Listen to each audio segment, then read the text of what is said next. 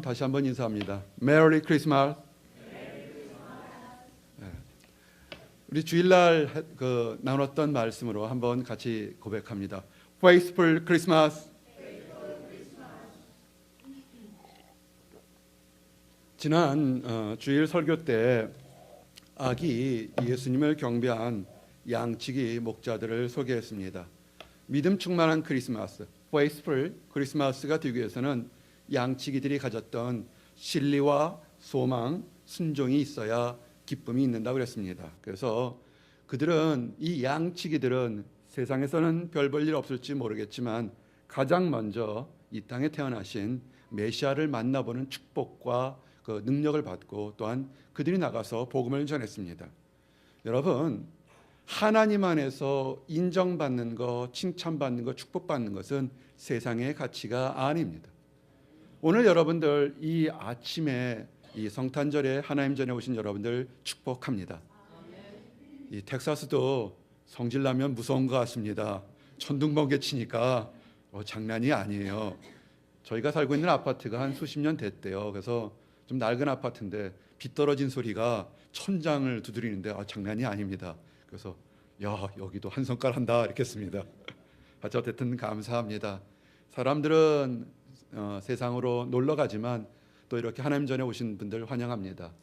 또한 가족들을 만나기 위해서 다른 곳에 가신 또 귀한 사람들도 있습니다. 또 그들도 오고 가는 많은 발걸음이 안전하고 있는 기간 동안 즐거운 시간, 복된 시간 되기를 원합니다. 오늘 우리가 여러분들에게 지난 주일과 함께 어떤 사람들이 하나님 안에서 은혜 받고 인정받는지에 대한 얘기를 계속하고 있습니다. 양치기 목자들, 그들이 양을 두고서 베들레헴까지 한밤중에 달려갔습니다. 어느 집에 태어난지도 알지 못하지만 그들이 소망 하나로, 기쁨 하나로 순종하는 가운데 그들이 메시아를 보는 축복을 얻었습니다.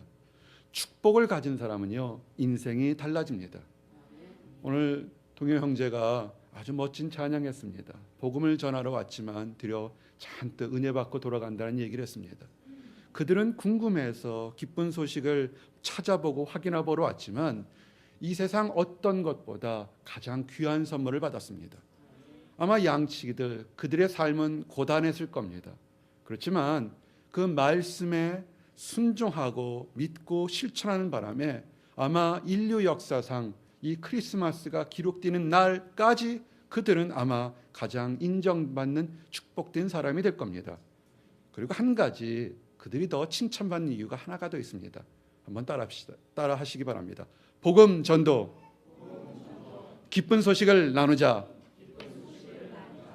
이 양치기들이 그들이 칭찬받았던 게 뭐냐면 자기들만의 기쁨으로 멈췄다면 그것은 얘기가 달라졌을 겁니다.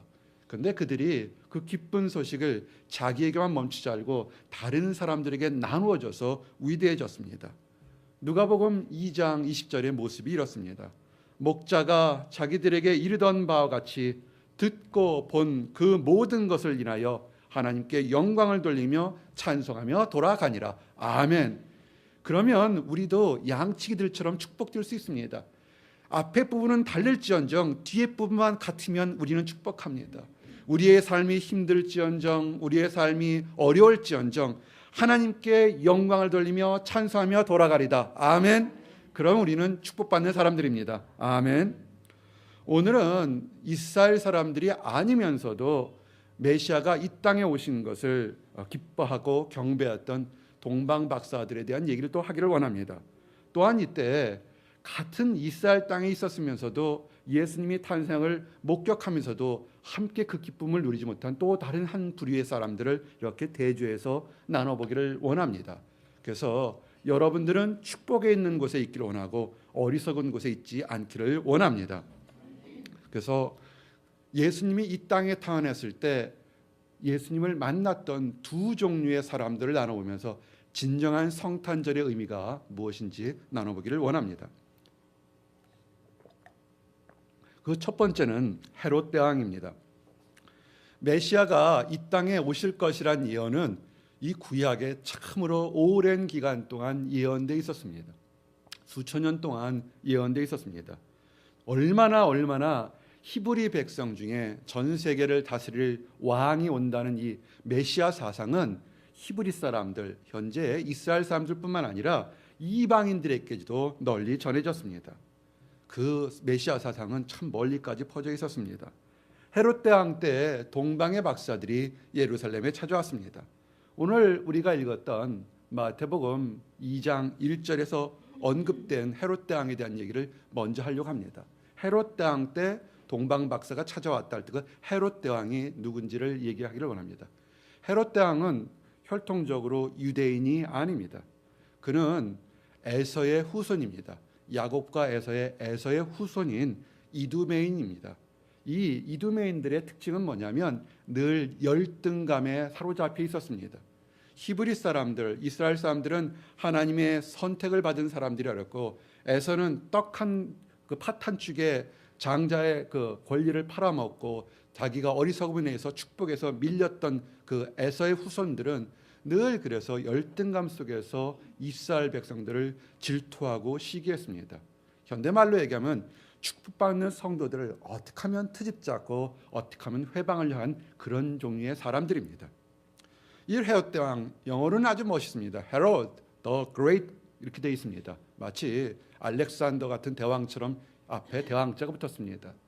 이 헤롯 대왕은 BC 40년 전에 우리가 알고 있는 유명한 로마의 시저가 이끄는 로마 제국의 원로 회의를 찾아갔습니다. 그리고 뇌물을 엄청나게 바쳤습니다. 엄청나게 뇌물을 바쳐서 이 이스라엘을 다스릴 수 있는 통치권 유다의 왕이 되었습니다. 그래서 굉장히 길게 동안 통치했습니다. 37년이나 기간을 유대의 왕으로 통치했습니다. 그 당시 로마 제국에서 왕 노릇한다는 것은 대부분 타락한 권력자들이었습니다. 이스라엘 사람의 눈에서 보면 더욱 그렇습니다. 이스라엘 사람 눈에서 보기에는 자기 민족을 팔아먹은 매국노였고 타락한 권력자들이었고, 로마 사람들과 결탁돼서 자기 이득만을 얻기 위해서 매우 잔인하고 간사했습니다. 이 헤롯 대왕이라는 사람도 이 범주를 벗어나지 못했습니다. 아마 그 간사한 사람들 중 악한 사람들 중에서 가장 악하지 않았나 싶습니다. 얼마나 악했냐면 자기 왕권을 지키는데 방해가 된다고 자기 아내도 죽였습니다. 아들을 셋 뒀는데 세 아들이 혹시 자기 왕위를 빼앗을까 봐 세 아들까지 다 죽였습니다. 장모도 죽였습니다. 처남도 죽였습니다. 삼촌도 죽였습니다. 믿는 건 자기 뺏기는 아무것도 없습니다. 정말 잔인한 사람입니다. 그러다가 메시아가 아기 예수가 태어났다는 사실이 되니까 부들부들 떨었던 겁니다. 자기 왕위가 뺏길까 봐 두려움이 있었고 시기심이 있었고 분노가 폭발해서 나중에는 인류 역사상 가장 잔인한 베들레헴에 태어난 아기들을 다 죽이는 역사상의 가장 끔찍한 일을 했던 사람입니다. 대왕이 아니라 마귀 대왕입니다. 그런데 이렇게 정말로 악행을 저질렀던 이 헤롯이 반대로 또 눈에 뛰어난 그런 업적을 남기기도 했습니다. 로마에 결탁하면서 이스라엘에 원형 경기장을 지었고 각종 기념비를 지었고 이방 신들의 제단들을 많이 지었습니다. 그리고 무너진 이스라엘 성벽들을 새롭게 지었고 그 어느 당시 왕 당시보다도 잘 먹고 잘 살 수 있는 그런 나라를 만들었습니다. 특별히 아주 놀라운 일을 했는데 예루살렘의 성전을 재건축했습니다. 우리가 알고 있는 성전 그러면 모세가 있었던 텐트가 있던 장막 성전이 있었습니다. 다윗과 그 아들 솔로몬이 일생을 바쳐서 지었던 멋있는 예루살렘 그 다윗 성전이 있었습니다. 솔로몬 성전이 있었습니다. 그러나 이스라엘 백성들이 타락하면서 그것은 다 무너졌습니다. 수백 년 동안 무너지고 난 다음에 헤롯이 사람들의 마음이 다 가족에게서 다 떠난 것을 보고 종교인들에게 아첨하기 위해서 성전을 새롭게 졌습니다. 성전의 크기는 솔로몬 왕이 지었던 성전보다 더 컸습니다. 그래서 BC 20년 전부터 시작해서 그가 죽은 뒤 68년, 약 88년간이라는 긴 기간을 성전을 건축했습니다. 이 건물이 의형적으로는 정말 아름다웠습니다. 그래서 매우 아름다워서 그 당시 이스라엘에 이런 속담이 있었습니다. 헤롯 성전을 보지 않은 사람은 아름다운 성전이 뭔지를 말하지 말라라고 할 정도로 그렇게 아름다웠습니다. 여기서 우리가 한번 생각해 볼 게 있습니다. 영적으로, 인간적으로, 인격적으로 파탄난 사람도 세상적으로 출세할 수 있다는 겁니다. 그리고 종교적으로는 업적을 남길 수 있다는 겁니다. 우리가 어제 새벽 예배 때 나온 얘기가 뭡니까? 세상에 악한 사람들이 믿는 사람보다 더 잘 된다고 얘기를 한 것이 있습니다. 여러분 이거 아셔야 됩니다.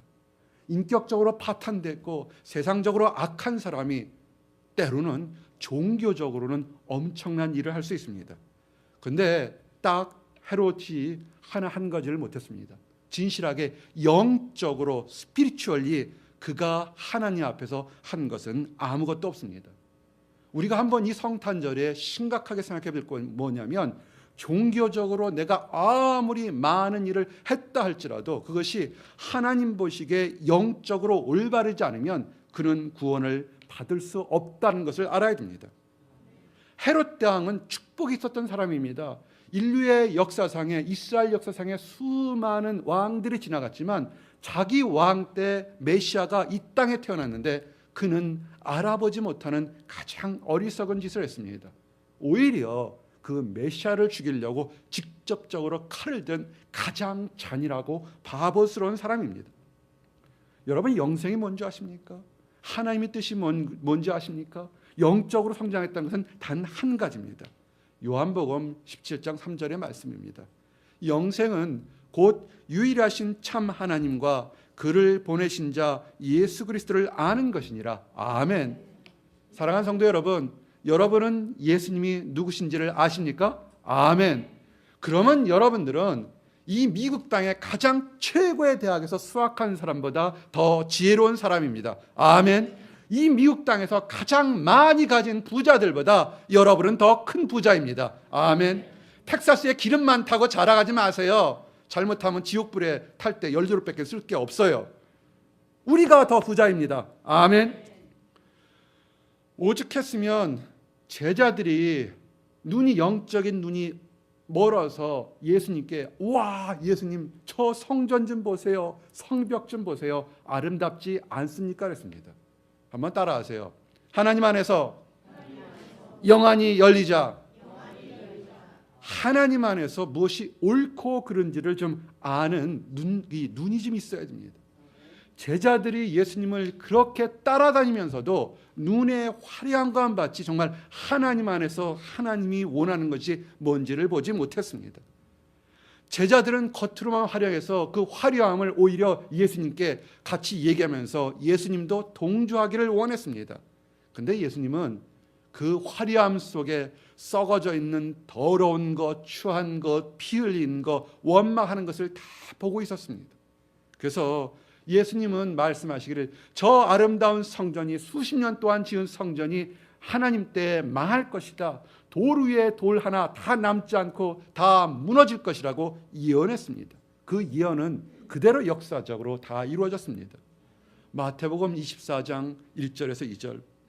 예수께서 성전에 나와서 가실 때 성전 건물들을 가리켜 보이려고 나아오니 대답하여 가라사대 너희가 이 모든 것을 보지 못하느냐?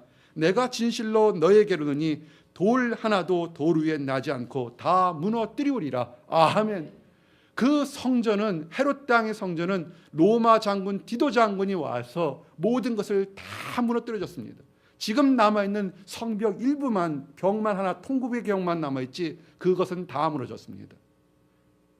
사랑하는 성도 여러분, 우리가 신앙생활할 때 단 하루를 믿어도 즐겁고 아름답고 행복하게 믿어야 될 이유가 여기 있습니다. 아마 이스라엘 사람들 중에서 헤롯처럼 성전을 크게 지은 사람은 없습니다. 질적으로는 내용물로는 솔로몬 성전을 당할 수가 없습니다. 솔로몬이 지었던 성전에는 다 모든 것이 황금으로 정금으로 정말 하나님의 그 순수함을 상징하는 그렇게 지었습니다. 헤롯은 질세라 크기는 엄청나게 크게 지었습니다. 그러나 그것이 예수님이 이 땅에서 십자가를 지고 난 이후에 그 예언처럼 하나도 남지 않고 다 무너졌습니다. 우리의 신앙생활을 돌이켜봐야 됩니다. 우리의 신앙생활이 하나님을 바라봅니까? 사람을 바라봅니까? 사람을 바라보고 믿었던, 사람께 보이려고 했던 그 신앙들은 때로는 화려하고 멋있을 수 있지만 하나님 때는 다 무너집니다. 새벽에 나오십니까? 한밤중에 나오십니까? 주중에 아니면 평상시에 기도하십니까? 우리가 다른 사람보다 내가 저 사람보다 편해, 내가 저 사람보다 행복하다는 말을 함부로 하지 마시기 바랍니다. 어쩌면 이런 화려함이 막상 마지막 날 심판 날 때 아무 힘도 없을지도 모릅니다. 다른 사람보다 힘들고 처절할지 모르겠지만 하나님 앞에서 하나님만 바라보는 정말 처절한 순도 높은 믿음을 가진 제단을 쌓은 사람들이 있다는 것을 우리 기억하셔야 합니다. 참된 성전을 우리가 지어야 되고 참된 성전만을 봐야 됩니다. 세상의 화려한 성전, 세상의 화려한 교회 보지 마시기 바랍니다. 오직 참된 성전인 예수 그리스도만을 바라보시기 바랍니다. 아멘. 히브리서 9장 11절에 이렇게 우리에게 경고하며 말씀하십니다. 그리스도께서 장래 좋은 일의 대제사장으로 오사 손으로 짓지 아니한 곧 이 창조에 속하지 아니한 더 크고 온전한 장막으로 말미암아. 아멘. 하나님의 성전은 눈에 보이는 것보다 더 눈에 보이지 않는 하나님 예수 그리스도만을 바라보라고 성경은 얘기하고 있습니다. 이래서 사실은 헤롯은 가장 축복받을 자리에 있으면서 가장 저주받은 어리석은 사람이 됐습니다. 이제 성탄절에 축복받은 사람들 이야기를 하기를 원합니다. 함께 고백합니다. 동방 박사들, 성경을 잘 보시는 분들은 궁금해합니다. 동방 박사가 과연 몇 명이 왔을까? 1명이 왔을까? 3명이 왔을까? 30명이 왔을까? 우리는 사실은 알지는 못합니다. 정확한 숫자는 알지 못하지만 동방 박사들이 3가지 예물을 드렸으니까 최소한 3사람 정도는 오지 않았을까? 우리는 알지 못하죠. 복수로 썼으니까요. 최소한 한 사람은 아니었을 거라 봅니다. 그런데 이 동방 정확히 어딘지는 모릅니다. 그것이 현재 이라크가 될지 사우디아라비아 될지 이스라엘로 시작해서 동쪽에 있는 굉장히 먼 곳에서 사람들이 왔습니다. 그들이 이스라엘에 온 것은 단 한 가지를 보고 왔습니다. 이상한 별이 나타났습니다. 귀한 별이 나타났습니다. 아주 의미 있는 별이 하늘에서 나타났습니다. 그래서 그들이 이것이 뭔가 특이하다 그러면서 혹시라도 이것이 수없이 수백 년 수천 년 동안 내려왔던 메시아의 탄생의 별이 아닌가 그들이 궁금해했습니다. 그런데요, 그냥 자연 현상이라면 태어났다가 샥 하고 쓰러지는데 그들이 마치 나에게 오라고 손짓하는 것처럼 계속 반짝반짝 빛나면서 그들이 움직일 때까지 기다렸던 겁니다.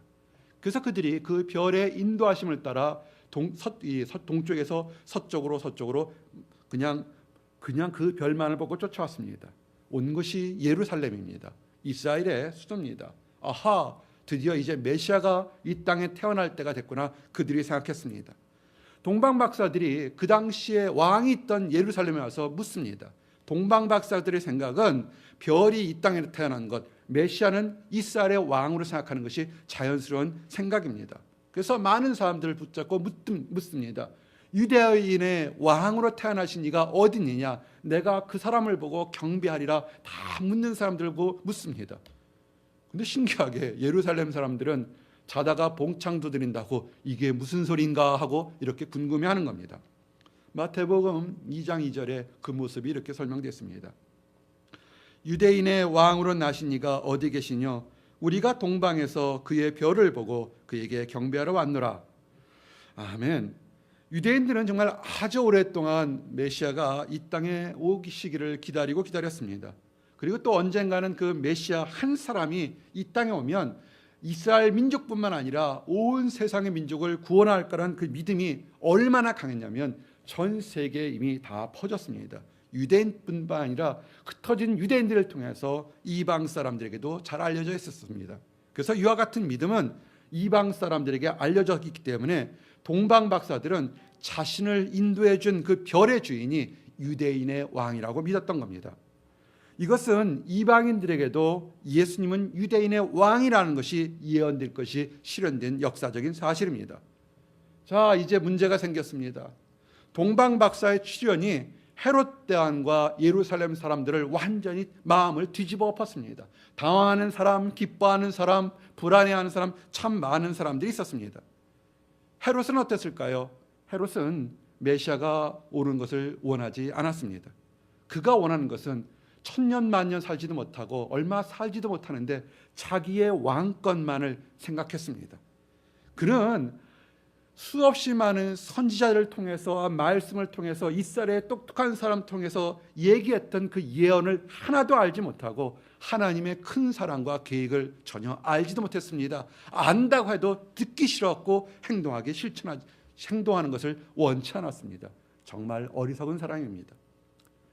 여호와를 경외하는 것이 지혜의 근본이요 거룩하신 자를 아는 것이 명철이니라. 아멘. 잠언 9장 10절 말씀.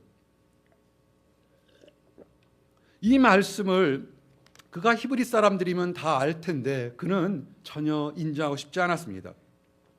헤롯은 겉으로는 성전을 지면서 하나님을 경외하는 것 같지만 그 마음속에 하나님을 경외하지 않았던 것이 그대로 드러난 겁니다. 거룩한 자를 아는 지식도 없었고 정말로 인격적으로도 영적으로도 어리석은 사람입니다.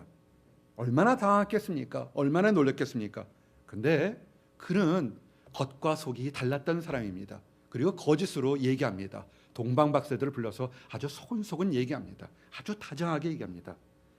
그 모습이 마태복음 2장 7절에서 8절입니다. 이에 헤롯이 가만히 박사들을 불러 별이 나타난 때를 자세히 묻고 베들레헴으로 보내며 이르되 가서 아기에 대해서 자세히 알아보고 찾거든 내게 고하여 나도 가서 그에게 경배하게 하라. 아멘. 뭘 그렇게 찾고 난 다음에 가겠습니까? 만약에 급하면 함께 가자 이렇게 할 수 있는 거 아닙니까? 함께 따라합시다. 함께 하나님이라 합시다. 함께 하나님을 해야 되는데 뭘 알아보고 난 다음에서 얘기하라는 겁니까? 벌써 얘기가 틀린 겁니다. 우리가 누군가에 힘들 때 있으면 우리 이따 기도해 드릴게요. 힘든데 지금 기도하지 나중에 기도할 게 뭐가 있습니까? 겉과 속이 다른 겁니다. 메시아는 진리요, 정의, 평화, 자유를 시행할 구원자입니다. 그런데 헤롯은 이런 모든 예언의 정통성을 다 무시하고 있는 겁니다. 오직 자기만의 이득만을 지키려는 정말 추악한 본능을 드러냈습니다. 헤롯에게는 정의와 양심보다는 자기의 권력만이 최고였습니다. 사랑하는 성도 여러분, 신앙생활을 하면서 헤롯처럼 이렇게 불쌍한 사람이 더 이상 없기를 원합니다. 자기 자신의 이익만을 위해서 하나님이 예비한 축복을 무시하고 회방하는 어리석은 사람들이 다시는 있지 않기를 원합니다. 예루살렘 사람들은 메시아 탄생 소식이 큰 충격을 받았습니다. 메시아 탄생은 이스라엘 역사 중에 가장 큰 사건 중에 사건이고 역사 중에 역사였기 때문에 역사입니다. 그 구약에 있던 수많은 예언들이 이제 완성되는 결정적인 사건이기 때문에 그렇습니다. 헤롯과 예루살렘 사람들과 다르게 동방 박사들은 당황하지 않았습니다. 왜냐하면 그들은 소망을 가지고 먼 길을 달려왔기 때문에 그렇습니다. 왜냐하면 그들은 별의 인도함을 따라서 여기까지 왔기 때문에 그렇습니다. 마태복음 2장 9절에 보니까 박사들이 왕의 말을 듣고 갈새 동방에서 보던 그 별이 문득 앞서 인도하여 가다가 아기 있는 곳 위에 머물러 섰는지라. 여러분, 이 별이라는 것은 영적으로 암흑 속에 있는 사람들에게 진리로 이끌어내는 인도자의 역할을 상징하는 것입니다. 이 별의 인도함이라는 것은 진리이신 예수님의 인도함을 받는 동방박사들, 성도들을 상징하는 것입니다. 예수님의 진리, 이것으로 인도함 받는 사람들은 어떠한 상황 속에서도 기쁨과 소망이 넘치게 됩니다. 요한복음 8장 12절 말씀이 뭡니까? 예수께서 또 일러 가라사대 나는 세상의 빛이니 나를 따르는 자는 어두움에 다니지 아니하고 생명의 빛을 얻으리라. 아멘. 지금 힘들고 어렵다고 앞에 내일 일이 깜깜하다고 두려워할 것이 하나도 없습니다. 여러분이 예수님을 믿는다면 예수님께서 길을 보여주실 것입니다. 아멘. 생명의 빛을 본 동방의 박사들은 기뻐했습니다. 헤롯 왕이 당하고 이스라엘 백성들이 두려워할 때도 그들은 기뻐했습니다. 왜냐하면 그들이 다시 한번 눈으로 별을 바라봤기 때문에 그렇습니다. 저희가 별을 보고 가장 크게 기뻐하더라. 아멘. 우리가 예수 그리스도를 바라보고 크게 기뻐하는 성도들이 되시기를 원합니다. 아멘. 동방 박사들이 그 별을 따라서 소망의 기쁨을 메시아에게 예물을 드리면서 표현했습니다. 마태복음 2장 11절에 보니까 집에 들어가 아기와 그 모친 마리아와 함께 있는 것을 보고 엎드려 아기께 경배하고 보배압을 열어 황금과 유약과 몰약을 예물로 드리니라. 아멘.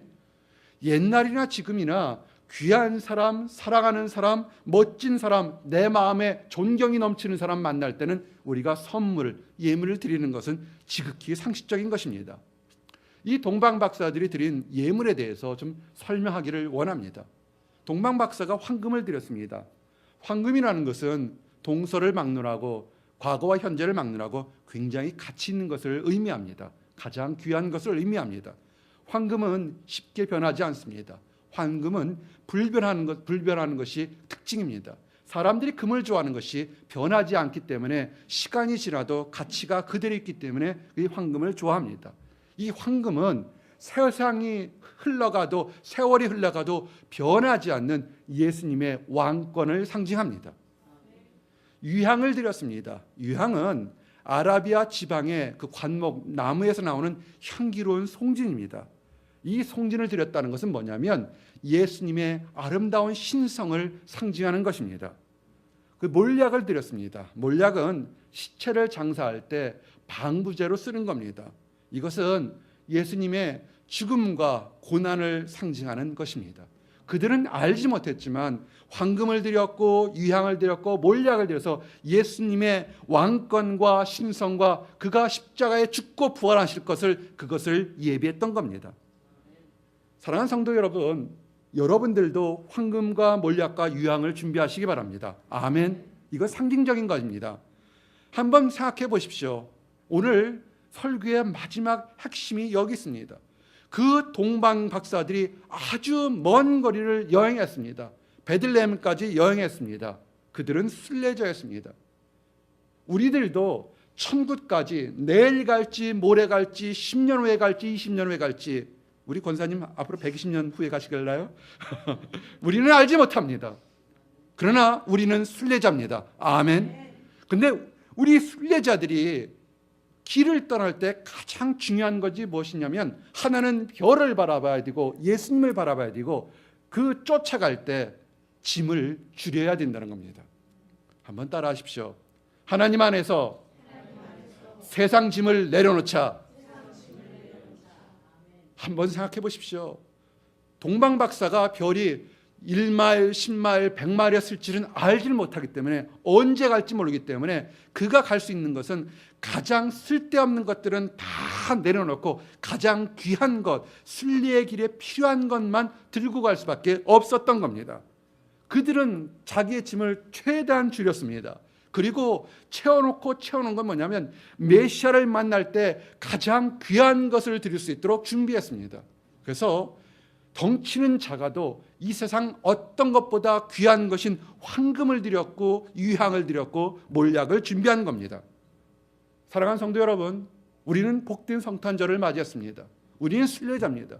여러분이 예수님을 만나갈 때 쓸데없는 것들 다 내려놓으시기 바랍니다. 아멘. 우리 안에 가장 작아도 귀하고 변하지 않고 하나님을 찬양할 수 있는 그런 것들 들고 순례의 길을 떠나기를 원합니다. 그래서 오늘 함께 예배드린 모든 성도들이 동방 박사처럼 칭찬과 인정받을 수 있는 그런 귀한 성도들이기를 원합니다. 또한 우리가 누리는 기쁨이 헤롯 왕이나 이스라엘 사람처럼 성탄절을 준비하지 못해서 당황하지 않기를 원합니다. 우리가 예수 그리스도를 이 땅에 다시 오실 걸 기다리는데 즐겁고 아름답게 준비해서 하나님 앞에 칭찬받는 모든 성도들이 되시기를 예수님 이름 받들어 축원합니다. 아멘. 기도하십니다. 하나님 감사합니다. 이 땅에 오신 우리의 구세주 아기 예수님을 경배합니다. 아버지 하나님, 이 땅에 오신 예수님을 경배하기 위해서 동방에서 함께한 동방 박사들을 우리가 바라봅니다. 아버지, 우리도 이 동방 박사들처럼 세상의 모든 짐 내려놓고 가장 귀한 것을 들고 순리의 길을 갈 수 있도록 인도하여 주시옵소서. 온전히 축복만을 들고 하나님께 경배할 수 있도록 인도하여 주시옵소서. 감사드립니다. 예수 그리스도 이름 받들어 기도드렸습니다. 아멘.